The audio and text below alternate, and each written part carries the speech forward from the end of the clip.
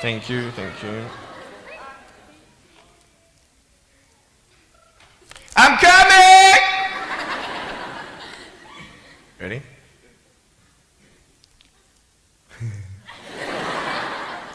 Hey, is that cool? Awesome. I want to talk about like when I started, going to school and stuff, a lot of people put me down, you know what I mean? Like people tease each other. I mean, people come up and say, hey, you're fat, you're fat, you're fat, you're fat, you're fat, you're fat, you're fat, you like, lose some weight, and you're like, you go home and you look at yourself in the mirror and go, I'm fat, right? And so many people tease each other. Oh, you're too short, you're too tall, you look whatever. Different hair and all that. It doesn't matter. See, the thing is, when you're in school, when you're growing up in life, it actually sort of matters to people how you look. And then it matters to you because it matters to others. Why? Why does it matter how you look? Because if they don't like you, then who will? If they don't accept you, then who will? And the fear that we have is that we're going to be alone. That we're not good enough. And we have to change ourselves. And so many people put me down and say, Nick, you look too weird and no one's really your friend and you can't do this and you can't do that.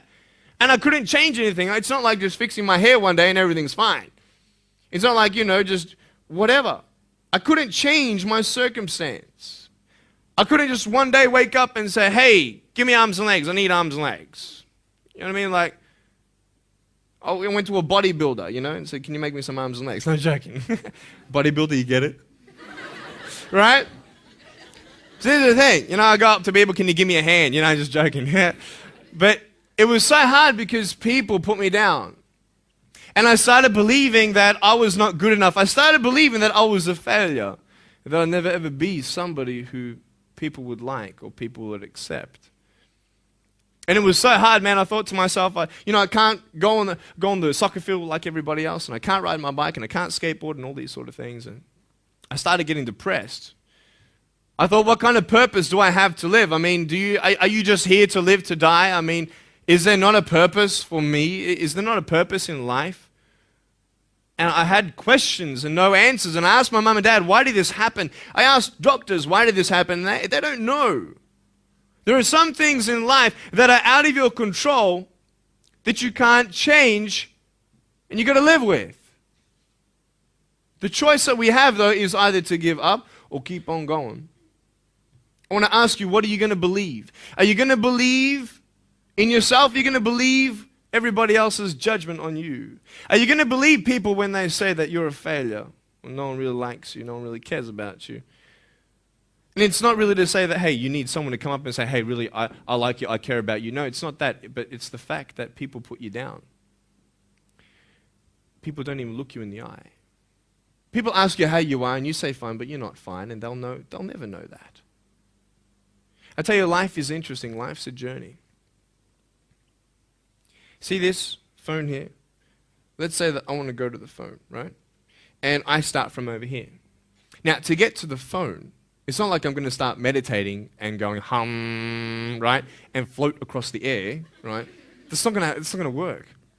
It's not like I'm going to go hum and woo, it's not going to work. So I have to take one step at a time, one step at a time, one step at a time. You can only take one step at a time. I don't care how big your step is, it's only one step at a time. You can't do two steps in one. You understand? So it's like one step at a time. And you take steps in this direction, you take steps in that direction, sort of get lost along the way, and sometimes you fall down. Now, to illustrate my point, I'm going to jump off the table, do a back twist, and land on the floor. Okay? Is that cool? Are you ready? Oh, there's a clock there? Okay, can you move the clock for a second, please? Beautiful, beautiful. All right. You ready? So, are you guys ready? Just let me know when you're ready. Are you ready? Okay, ready? 1, 2. I'm joking, man. Are you serious?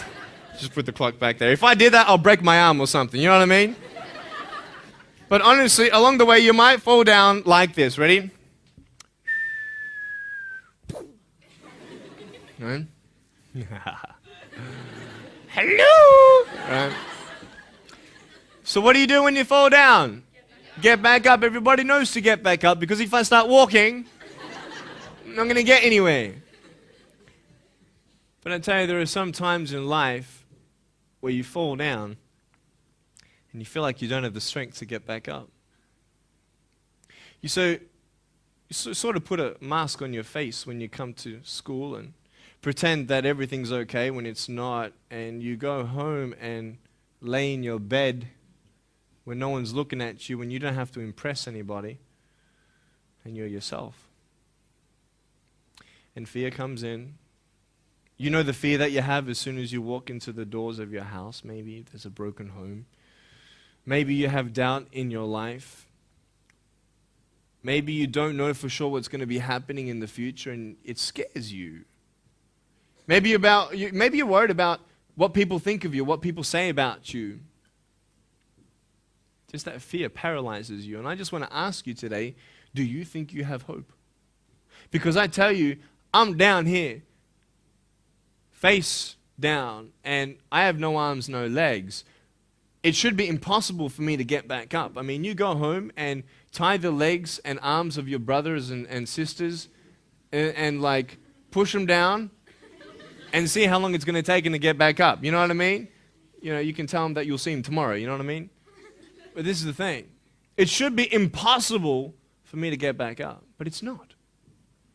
You see, I will try 100 times to get up, and if I fail 100 times, if I fail and I give up, do you think that I'm ever going to get up? No.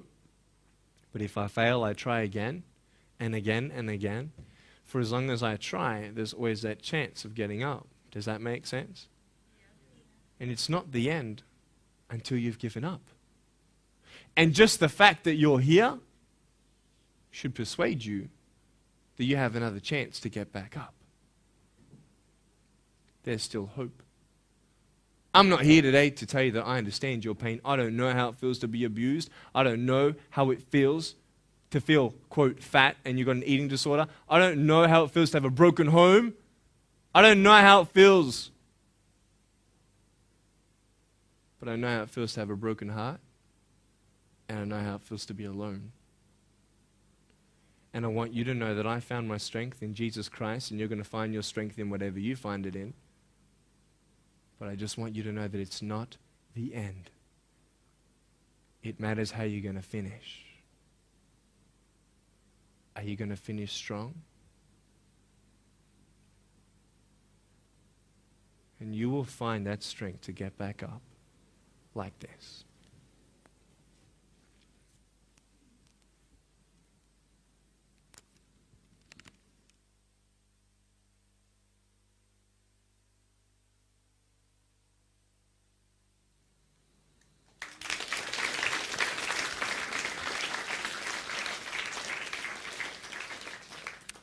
How did I get from depressed to who I am today? Because I tell you, I was depressed. When I was age 8, I used to concentrate on the things I didn't have. I wish I had arms and legs, and I wish I could do this, but what can I do? You see, I have a choice, and that's what I want to talk about today, choices.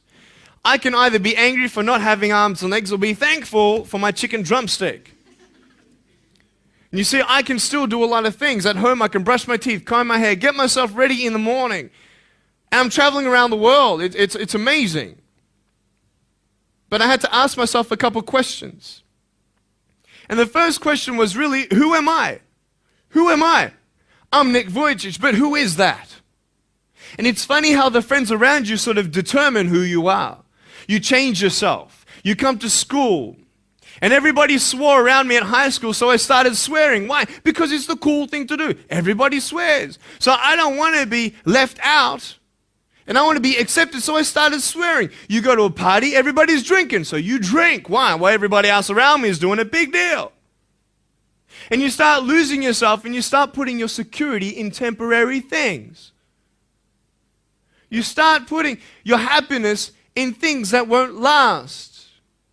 You can get drunk all you like, but in the morning, you're going to be sober with a headache with the same problems. You want to be high the rest of your life on drugs? Everybody says, don't do drugs, don't do drugs. Well, why? Why do we even go there? It's either out of curiosity, peer pressure, or trying to escape reality. Basically, three things. That's why we go to drugs.